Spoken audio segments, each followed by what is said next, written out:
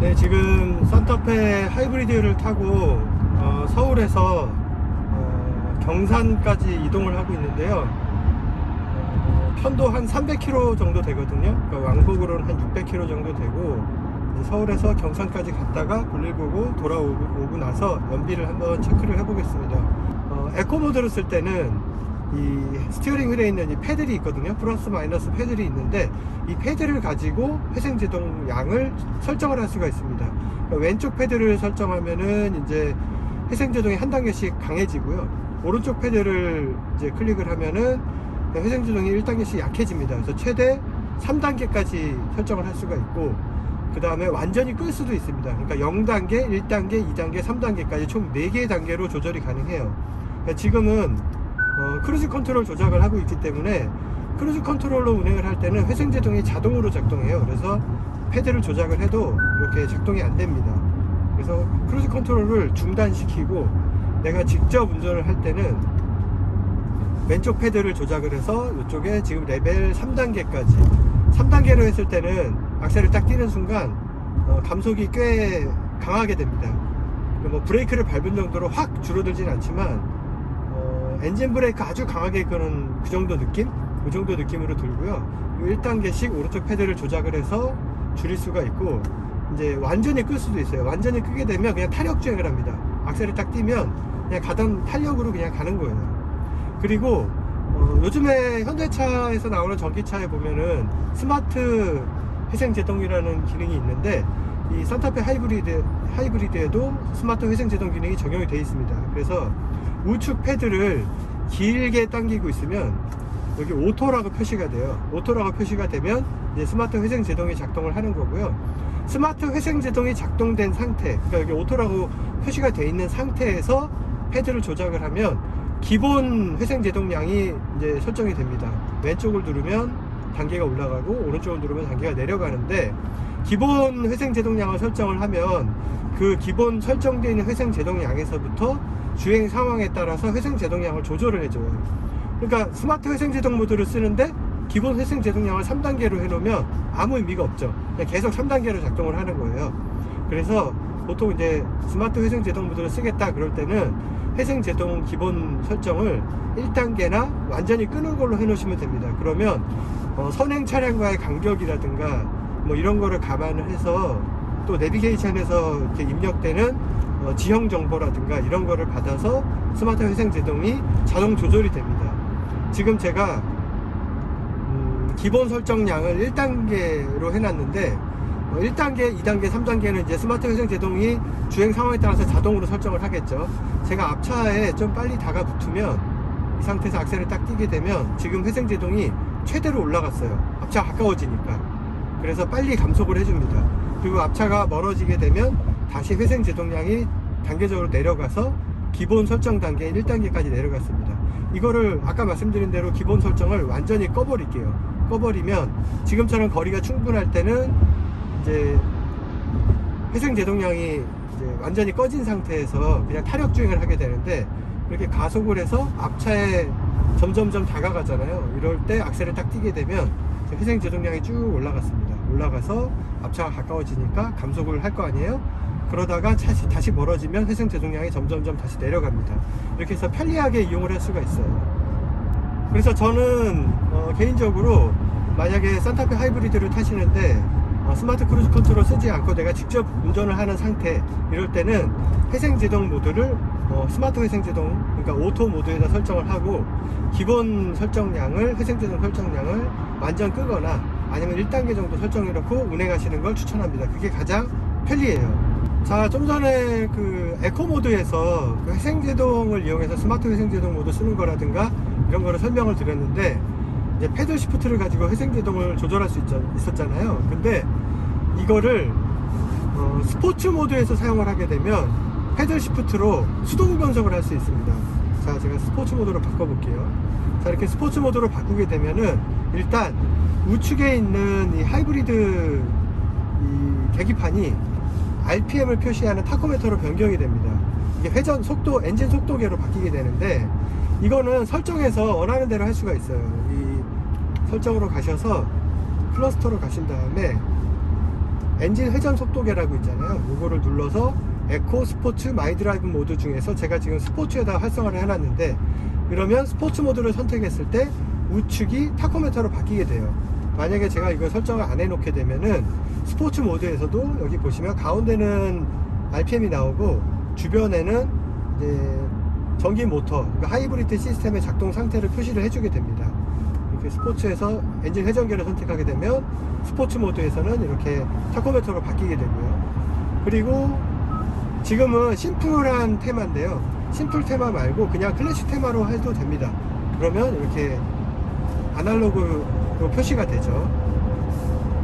저는 심플로 일단 해놓고, 그 다음에 아까 전에 말씀드린 대로 에코 모드에서는 패들 시프트가 회생 제동량을 조절하는 건데, 스포츠 모드에서는 수동 변속이 됩니다. 보통 우리 자동차 패들 시프트 쓸 때 수동 변속을 할 때 쓰잖아요. 스포츠 모드에서는 마찬가지로 산타페 하이브리드도 수동 변속 기능을 쓰게 돼요. 자, 지금은 자동 D 모드인데, 자, 여기에서 제가 패드를 써볼게요. 자, 6단, 5단, 4단 이런 식으로 수동 변속을 할 수가 있습니다. 이거는 지금 원래 산타페 2.5 가솔린 터보에는 8단 자동 변속기가 적용이 되는데, 산타페 하이브리드는 하이브리드 전용 6단 변속기가 적용이 되어 있습니다. 그래서 6단이 최고예요. 자, 5단, 4단, 3단 이런 식으로 수동 변속이 가능합니다. 그리고 이렇게 수동 변속하다가 다시 자동 모드로 바꾸고 싶으면 패드를 이렇게 길게 당겨 주시면 됩니다. 그러면 자동으로 다시 바뀌게 돼요. 그 다음에 지금 제가 다시 크루즈 컨트롤을 켜볼게요. 자, 크루즈 컨트롤 작동시켰습니다. 자, 그러면 스마트 크루즈 컨트롤 같은 경우는 현대차에 대부분 다 요즘에 적용되어 있는 것처럼 HDA2가 작동이 돼요. 그래서 차간거리라든가 이런 거 자동으로 설정해주고, 어댑티브 크루즈 컨트롤이죠. 그 다음에 차로 유지 능동 보조 기능이 적용이 돼서 차선 사이를 감지를 해서 차로 중앙을 스티어링 휠이 계속 개입을 해서 유지를 해줍니다. 이 핸들을 놓고 가면 스티어링 휠을 잡으라고 경고가 뜨게 되는데, 이렇게 차로 유지 능동 보조 기능에서 핸들을 안 잡고 갔을 때 경고가 뜰 때 이거를 잡고 있다라는 걸 인식을 시켜줘야 되잖아요. 그때 보면 두 가지 방식이 있는데, 하나는 발력을 인식하는 방식이 있고, 그 다음에 이 터치 센서가 있어서 핸들을 잡은 거를 센서가 인식하는 방식이 있습니다. 그러니까 발력을 인식하는 방식 같은 경우는 어느 정도 핸들을 잡은 손에 약간의 힘을 줘서 타력을 줘야만 인식을 하게 돼요. 그래서 만약에 타력 인식 방식이 적용되어 있는 이 차량 같은 경우는 핸들을 가볍게 계속 잡고 가다 보면 너무 발력을 주지 않아서 잡고 있는데도 잡으라고 경고가 뜰 때가 있습니다. 그리고 경고가 떴을 때 핸들을 한번 이렇게 흔들어 줘야 돼요. 근데 산타페 같은 경우는 여기 스티어링 휠에 터치 센서가 내장이 돼 있어서 잡기만 하면 인식을 합니다. 그래서 만약에 안 잡고 있다 경고가 뜨더라도 이렇게 스티어링 휠에 손만 대면 바로 인식을 하게 돼요. 이게 굉장히 좋은 것 같아요. 이 터치 인식 방식이 이 핸들을 잡은 거를 바로 인식해 주기 때문에 굳이 내가 일부러 이렇게 발력을 주지 않아도 돼서 이게 확실히 편리합니다. 그 다음에 이 산타페에는 아까 말씀드린 차로 유지 능동 보조 기능만 적용되어 있는 게 아니라 차로 이탈 경보 및 방지 기능이 적용이 되어 있어요. 그래서 두 가지가 동시에 적용이 되어 있는데, 이 두 가지 기능은 어느 정도 약간 기능이 겹치는 부분이 있어요. 그러니까 넓은 의미에서 보면 차로 이탈 방지 및 경보 기능이 더 넓은 의미의 기능이고, 그걸 좀 더 좁은 의미로 이제 작동하는 게 차로 유지 능동 보조 기능인데, 두 가지 기능을 같이 쓸 수도 있고 한 가지만 쓸 수도 있습니다. 요 기능의 활성화라든가 비활성화는 여기 있는 이 버튼을 사용하시면 돼요. 이 버튼을 원터치로 누르게 되면은 차로 유지 능동 보조 기능의 활성화 및 비활성화를 할 수가 있습니다. 이렇게 한번 누르면 비활성화가 되고요, 다시 한번 누르면 활성화가 됩니다. 그리고 차로 이탈 방지 및 경보 기능은 이 버튼을 길게 눌러주시면 됩니다. 이렇게 길게 누르게 되면, 자, 지금 활성화가 됐고요.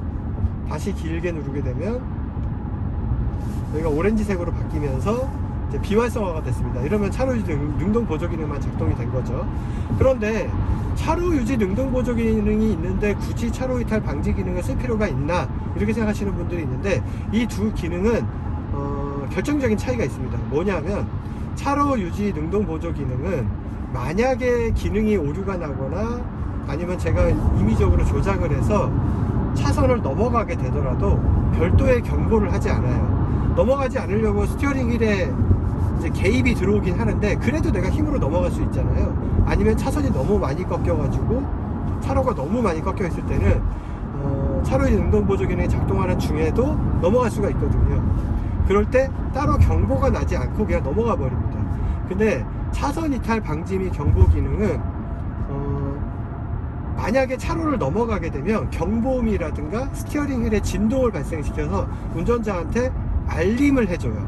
그래서 좀 더 대비할 수 있게 해주고, 만약에 차로를 넘어가게 된다, 뭐 부득이하게 넘어가게 된다 그러면 강제로 스티어링이 조작이 돼서 넘어가지 않도록 제어를 해줍니다. 그래서 이 두 기능은 약간의 차이가 있어요. 이 산타페 스마트 크루즈 컨트롤에는 또 이제 좋은 편리한 기능이 하나 있습니다. 그게 뭐냐면 차로 변경 보조 기능이에요. 이 차로 변경 보조 기능은 자동차 전용도로라든가 그다음에 고속도로 이런 데서 사용할 수 있는데, 전제 조건이 스마트 크루즈 컨트롤을 사용하는 중에만 작동이 됩니다. 제가 직접 운전을 할 때는 작동이 안 돼요.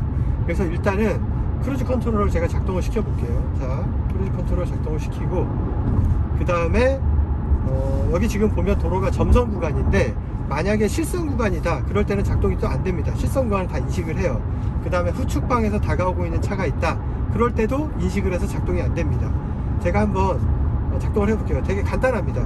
스마트 크루즈 컨트롤이 켜진 상태에서 HDA 모드가 활성화되고, 여기 화면에 차로 변경 보조 기능이 이렇게 활성화됐다는 아이콘이 뜬 상태에서 제가 바꾸려는 차선 쪽으로 이 방향 지시등을 반클릭을 해줍니다.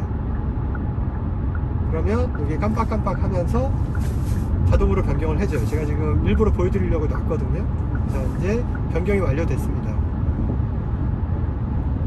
이렇게 해서 변경을 해줘요. 이 변경하는 과정이 되게 매끄럽고 되게 신속하게 바뀌기 때문에 내가 직접 바꾸는 거랑 큰 차이가 없어요. 그리고 후측방에서 오는 차량이라든가 그 다음에 차선이 실선이냐 점선이냐 이런 것도 다 인식을 해주기 때문에 되게 안전하게 차로를 변경할 수 있습니다.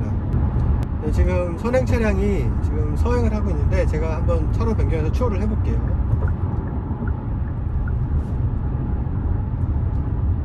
자, 제가 지금 작동시키면서 핸들을 살짝 조작했거든요.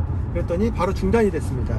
그러니까 차로 변경 보조 기능을 사용할 때 제가 핸들을 조작을 하게 되면은 운전자의 조작이 우선이에요. 그래서 이 기능이 중단이 돼 버립니다.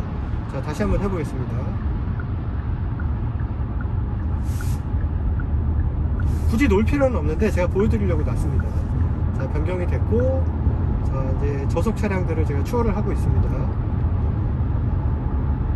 저 앞에 차량까지 추월하고 나서 다시 주행차로로 들어가도록 할게요.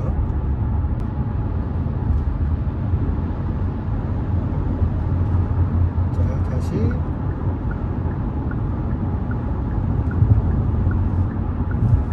네, 이런 식으로 변경을 하면 됩니다.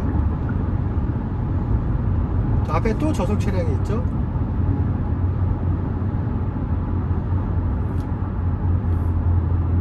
자, 이번에는 앞에 저속 차량이 있어서 추월을 하고 싶은데 후측방에 차량이 있습니다.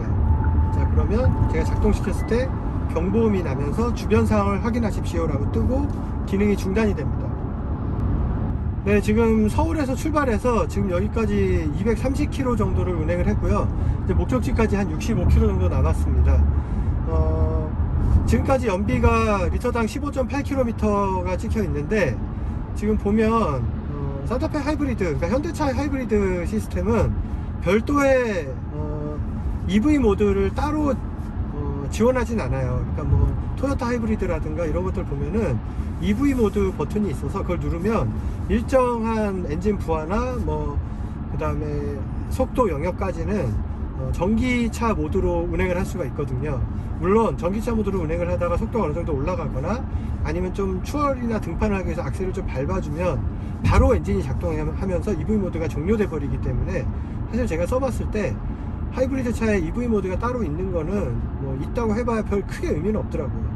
어차피 도심 주행을 할 때 EV 모드 별도로 누르지 않아도 상황에 따라서 스스로 EV 모드로 계속 진입을 해주기 때문에 굳이 따로 버튼이 있을 필요가 있나 싶은 생각이 들 때가 있어요. 당연히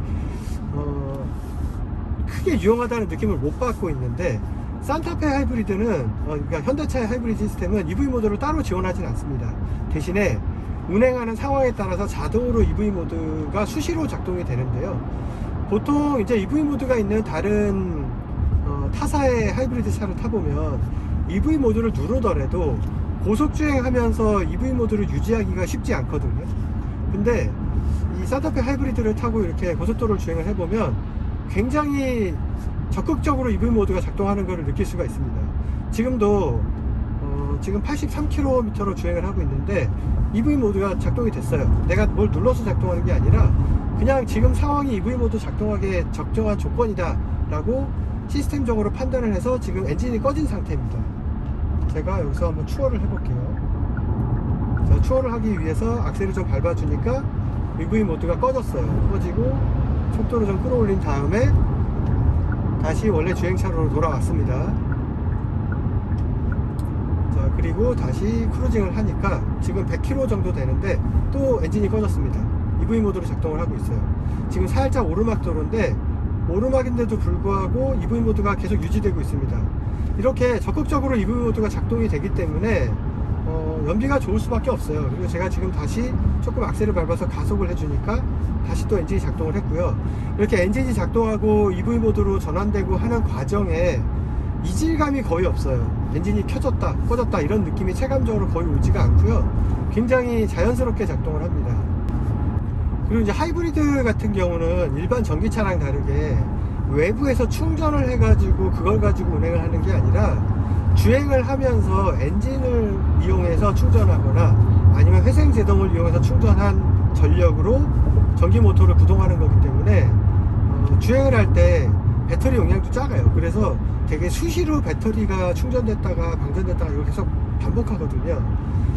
그래서 사실 하이브리드 시스템이 연비가 좋으려면은 이 하이브리드의 배터리 충전이 굉장히 효율적으로 이루어져야 돼요. 근데 이 산타페 하이브리드를 보면은 제가 지금 운행하면서 보니까 이 배터리의 충전이 굉장히 효율적입니다. 굉장히 빠르게 충전이 일어나고 또 충전이 됐을 때 그 배터리를 가지고 바로 또 전기를 이용해서 전기 모터를 구동해서 엔진의 효율을 높여주고 이게 굉장히 효율적으로 작동이 잘 되는 거를 이 화면을 통해서 바로 다 볼 수가 있어요. 그러다 보니까 이렇게 되게 좋은 연비가 나오는 겁니다. 자, 이제 경산에서 볼일을 다 봤고요. 여기서 이제 일을 보고 이제 다시 서울로 올라갈 건데 서울에서 여기 경산까지 와서 여기서 볼일 보고 돌아다니고 해서 최종적으로 연비가 총 294.3km를 탔고요. 그 다음에 운행 시간은 4시간 25분, 그리고 여기까지 평균 연비는 트립상에 리터당 15.9km가 나왔습니다. 자, 이제 여기서 다시 이제 서울로 올라갈 거예요. 이제 올라가서 또 서울에 도착했을 때 연비가 얼마나 또 찍히는지 한번 확인해 보도록 하고요. 이제 여기서 이제 내비게이션으로 경로를 설정을 할 건데, 경로 설정은 그냥 말로 하면 됩니다. 여기 보시면 여기 말로 하는 여기 버튼이 있어요. 이 버튼을 음성 명령 버튼 이렇게 눌러 주시고, 대상타운 현대아파트 길 안내.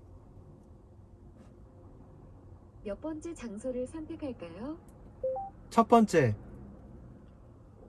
이 장소로 안내할까요? 예.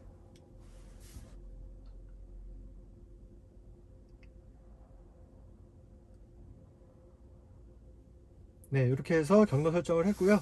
이제 이렇게 해서 다시 서울로 올라가도록 하겠습니다. 네, 제가 지금 산타페 하이브리드를 타고 한 5시간 정도 계속 운전을 하고 있는데, 이렇게 오랫동안 장거리 주행을 하게 되면은 아무래도 이 차가 가지고 있는 승차감, 정숙성, 엔진의 작동 질감 이런 것들이 또 중요하지만, 이것보다 1차원적으로 가장 먼저 중요한 거는 내 몸에 직접 닿아 있는 시트가 되게 중요하거든요.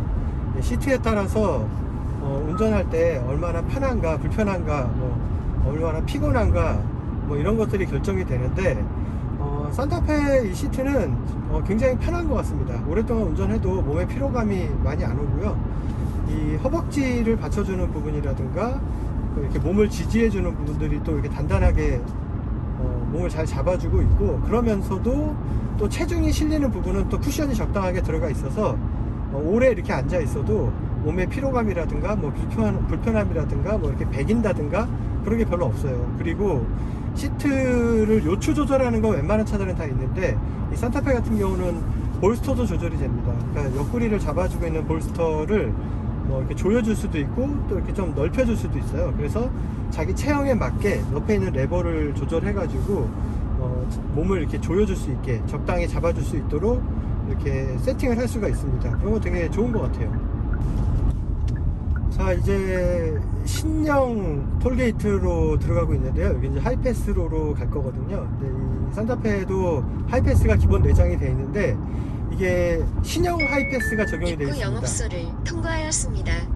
이 신형 하이패스는 기존에 있던 하이패스랑 다른 게 내가 운행하면서 하이패스로를 이용했을 때 그 이용한 시간과 장소가 다 누적으로 저장이 돼요. 그래서 나중에 내가 하이패스를 어디를 언제 이용했는지 다 확인을 할 수 있습니다. 여기 홈에 가시면 메뉴에 하이패스 옵션이 있거든요. 하이패스로 들어가시면 이렇게 최근에 사용한 하이패스 사용 이력이 다 나오게 되어 있습니다. 그래서 제가 만약에 이걸 이렇게 누르게 되면 이걸 사용했던 위치까지 지도에 이렇게 표시를 해줘요. 당연히 이렇게 시간도 다 나오고 결제 금액도 다 나오거든요. 그래서 내가 하이패스를 어디를 언제 이용했는지 이런 것들을 다 확인하는 건 좋은데 보시면 뭐 일별 사용요금, 월별 사용요금 이런 것도 다 조회가 되고, 그런데 만약에 내가 어디를 운행을 한 거를 같이 이 차를 이용하는 뭐 가족이나 뭐 지인들이 보지 않았으면 좋겠다, 내가 운행한 거를 좀 이렇게 숨기고 싶다, 그럴 때는 이 내역을 다 지워줘야 돼요. 여기서 메뉴로 가시면 결제 이력 삭제라는 게 있거든요. 그래서 이걸 눌러주시면 내가 이용한 결제 이력이 삭제가 되는데, 내가 삭제하고 싶은 것만 삭제해도 되고요, 아니면 전체를 선택해서 삭제를 하시면 지금 현재 이력이 8개가 있거든요. 이렇게 해서 결제 이력을 다 지울 수가 있습니다. 그러면 나중에 누가 들어와서 봐도 이 차를 가지고 제가 어디를 언제 어디를 하이패스를 이용해서 지나갔는지를 확인할 수가 없게 되죠.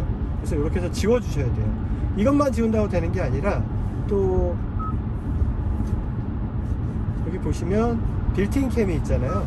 그래서 빌트인 캠에 들어가시면 또 내가 운행한 내용들이 또 이렇게 다 저장이 돼 있잖아요. 그래서 이것도 일일이 다 지워주셔야 돼요. 이것도 메뉴에 가시면은 여기서 전체 삭제를 할 수가 있습니다.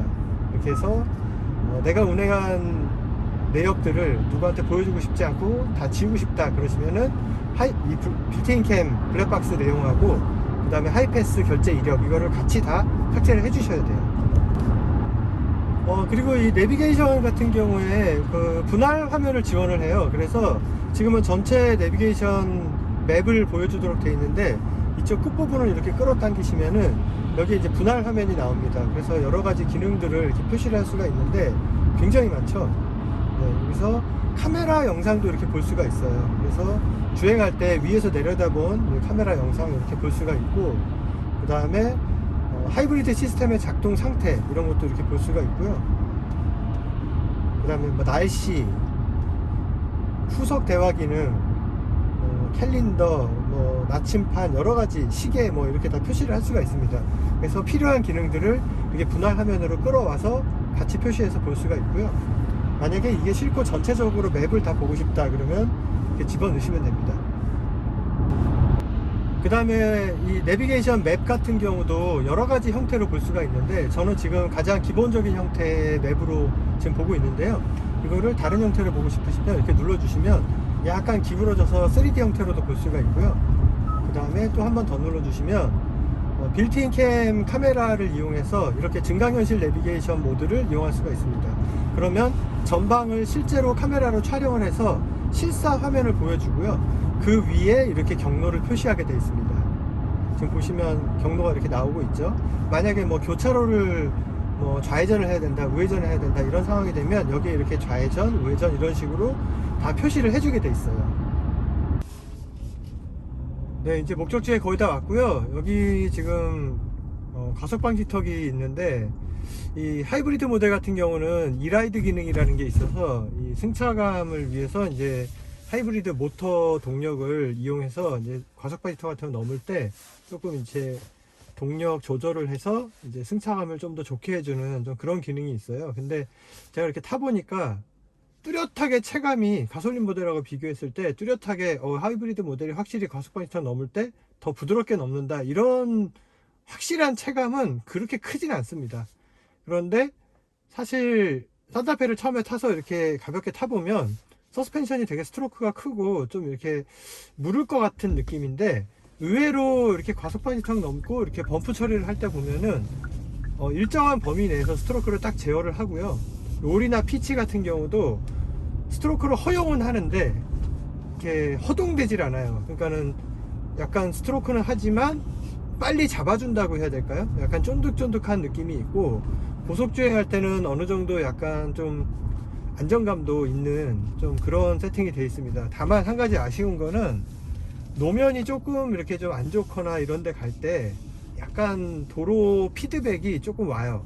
그러니까 자잘한 진동을 다 제대로 그때그때 흡수를 못하고 좀 더 이렇게 체감이 확 온다, 이런 느낌이 좀 있습니다. 그래서 노면의 느낌이 탑승자한테 어느 정도 전달이 되는 게 조금 있어요. 그거를 조금 더 잡아줬으면 좋을 것 같은데, 사실 가솔린 모델 탈 때는 휠이 21인치여 가지고 그럴 수 있겠다라고 싶었는데, 지금 타고 있는 차는 휠이 작거든요. 근데 비슷한 것 같습니다. 노면 피드백이 좀 서스펜션을 거쳐서 몸에 약간 전달은 되는 것 같아요. 뭐 아주 불쾌하고 막 힘들다 이런 건 아닌데, 그것만 잡았으면 훨씬 더 안락했을 것 같다라는 느낌은 조금 있습니다. 자, 이제 주차장으로 들어왔고요. 지금까지 주행한 총 주행 거리는 589.5km, 7시간 54분을 운행을 했고, 사실 서울로 올라올 때는 중간중간에 차가 아예 없는 구간에서는 제가 조금 속도를 내서 달렸습니다.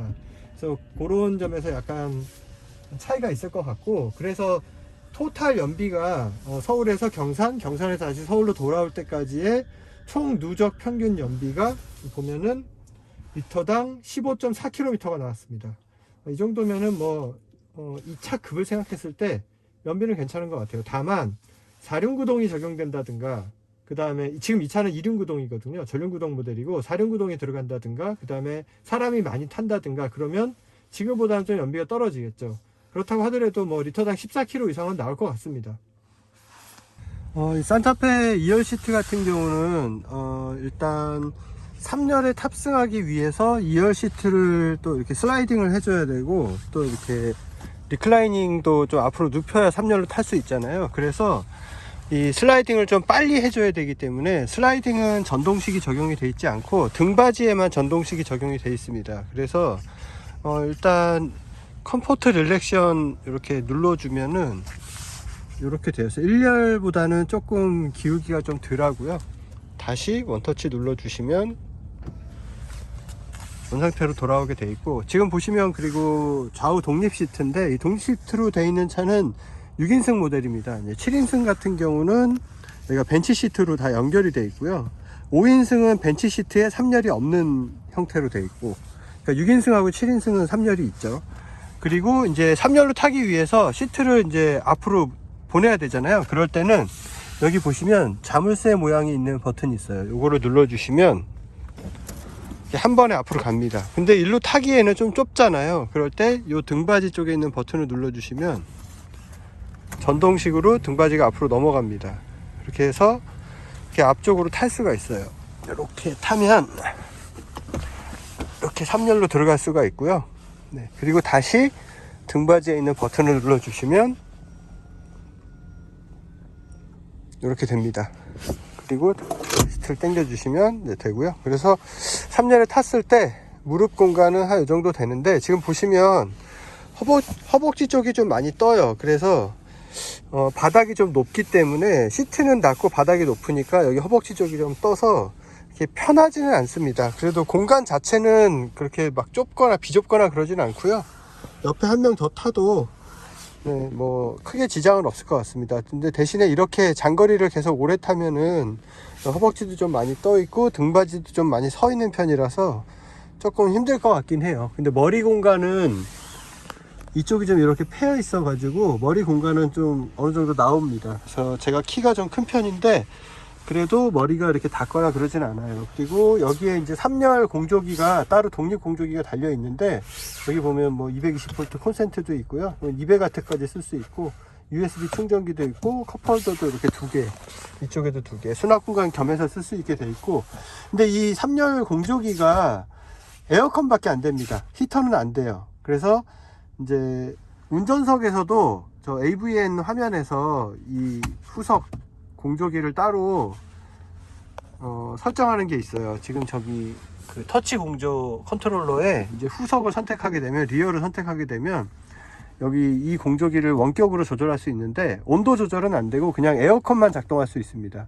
에어컨도 온도 조절이 따로 없어요. 그냥 키시게 되면 온도는 없고 풍량만 조정할 수 있고, 그럼 여기 찬바람이 나옵니다. 겨울에 추울 때 히터인지하고 틀면은 진짜 얼어 죽습니다. 지금 되게 찬바람 나오거든요. 네, 이렇게 쓰시면 되고, 다시 내릴 때는 이 등받이에 있는 버튼 눌러 주시고 앞으로 밀어서 이렇게 내리시면 됩니다. 그리고 다시 버튼 누르고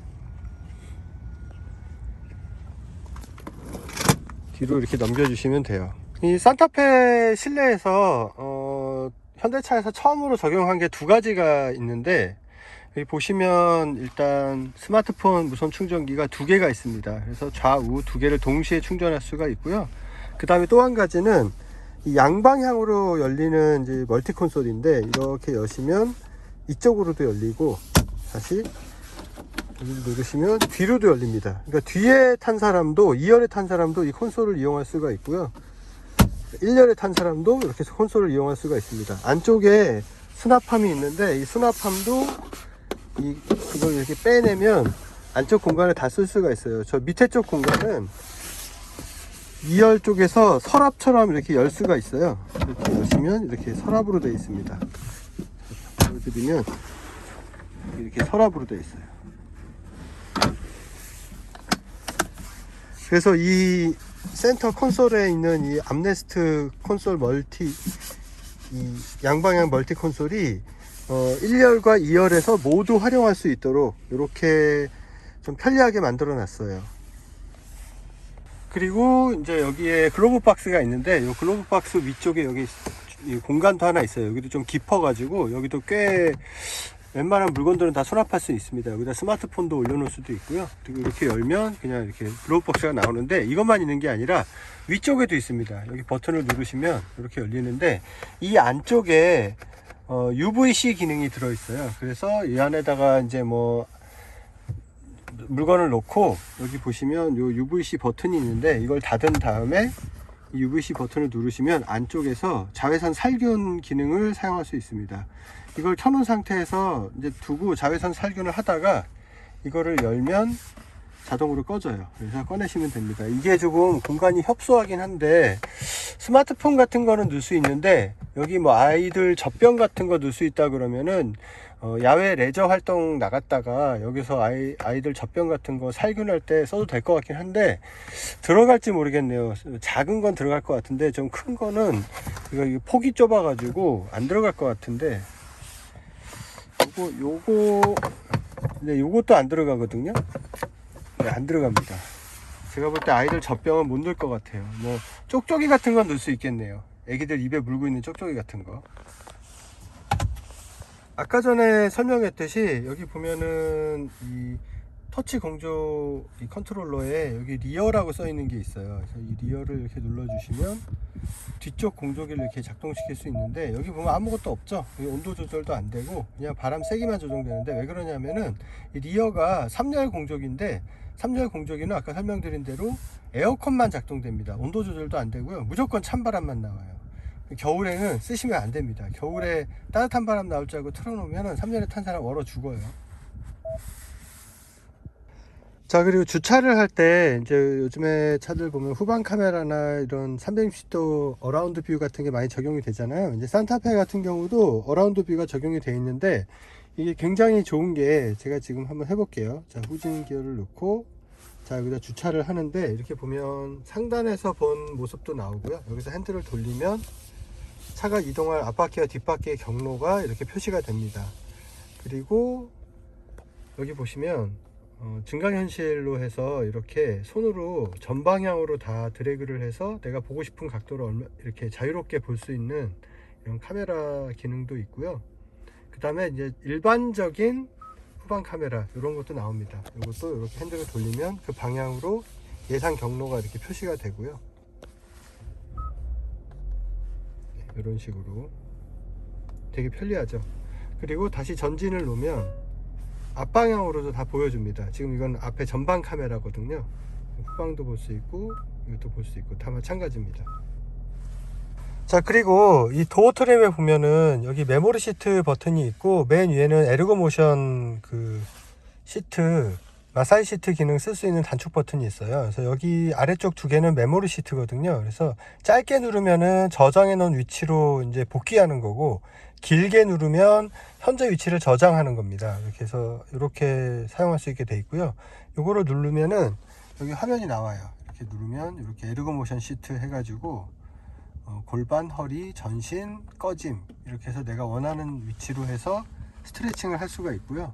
상세 설정에 가면은 여러가지 기능 설정을 할 수가 있어요. 여기 보면 컴포트 스트레칭 해가지고 세기나 작동 시간도 설정할 수 있고, 그 다음에 자세 보조라 그래서 이거를 활성화 해 놓으면은 장거리 주행할 때 1시간 정도마다 자세 보조를 위해 가지고 자동으로 이제 허리하고 엉덩이 쪽을 이렇게 스트레칭을 해주는 거예요. 그러면 이제 몸을 좀 이렇게 좀 피로감을 줄일 수가 있는 거죠. 그 다음에 주행 중 허리 보호 기능이 있는데 이거를 30분, 1시간 이렇게 간격을 조절할 수 있고요. 그러면은 장시간 운전할 때 이 시간이 될 때마다 이렇게 컴포터 스트레칭 기능이 자동으로 작동을 해서 좀 피로감을 줄여주는 그런 기능을 합니다.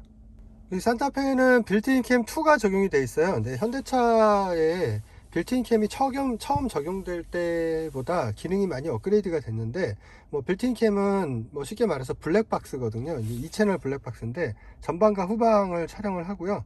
빌트인 캠 2는 기존의 빌트인 캠 1보다 좀 기능이 업그레이드가 됐어요. 일단은 화질이 개선이 됐고요.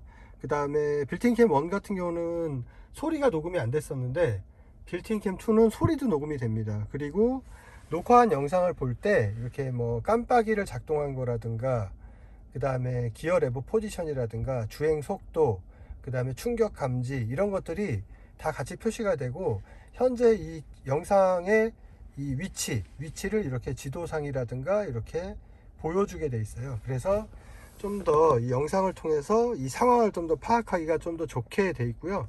그 다음에 주행 중 상시, 주차 중 상시, 주행 중 이벤트, 주차 중 이벤트를 각각 녹화를 할 건지 안 할 건지를 각각 다 설정을 할 수가 있습니다.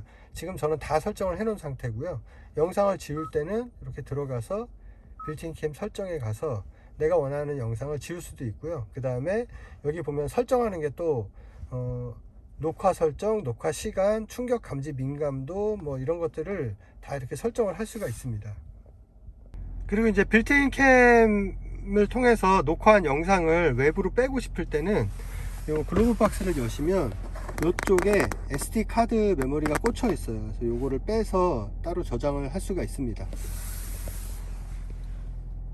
그리고 요 위쪽에 보시면 뭐 이렇게 뭐 썬루프를 조정한다든가 뭐 실내등을 킨다든가 이런 기능도 있지만, 요 앞쪽에 보시면 여기 빌트인 캠 버튼이 있어요. 이걸 누르시면 이제 강제 녹화가 수행이 됩니다. 강제 녹화가 수행이 되고, 자 여기서 이 버튼을 누르시면 이렇게 깜빡깜빡 하죠. 깜빡깜빡 하게 되면은 현재 상황이 강제 녹화가 돼요. 그래서 내가 별도로 지워주기 전까지는 영상이 계속 영구 저장이 됩니다. 이렇게 해서 필요할 때 쓰시면 되고, 여기 뭐 블루링크 버튼이라든가 뭐 여기 하이패스 버튼 같은 게 있는데, 여기 SOS 버튼이라는 게 있어요. 이건 뭐냐면 긴급 군환이 필요한 상황에서 내가 도움을 요청할 때 뭐 전화기로 해서 119 전화 걸고 이런 것도 다 좀 시간이 걸리잖아요.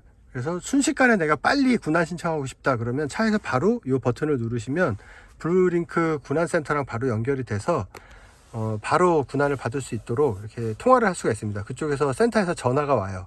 내 전화기로 오는 게 아니라 이 블루링크를 통해서 차량으로 연락이 옵니다. 그래서 차 내에서 바로 통화를 할 수가 있고, 만약에 통화를 시도했는데 응답이 없거나 이러면은 의식을 잃을 수도 있잖아요. 그럴 때는 또 바로 GPS를 이용해서 차량의 위치를 파악한 다음에 119라든가 이런 쪽으로 바로 연락을 해서 대신 다 구조 신청을 해주기 때문에 훨씬 더 안전하고요. 그리고 이걸 누를 겨를도 없이 만약에 뭐 어떤 위급 상황, 사고가 나거나 해서 뭐 이제 탑승자가 다 의식이 없고 이런 군환이 필요한 상황이 있을 수 있잖아요. 그럴 때는 자동으로 SOS 신호가 갑니다. 어떤 상황에서 신호가 가냐면 사고가 났다고 해서 다 가는 게 아니라 사고가 나서 에어백이 전개됐을 때, 그 정도 충격이 갔을 때는 자동으로 SOS로 연결이 됩니다.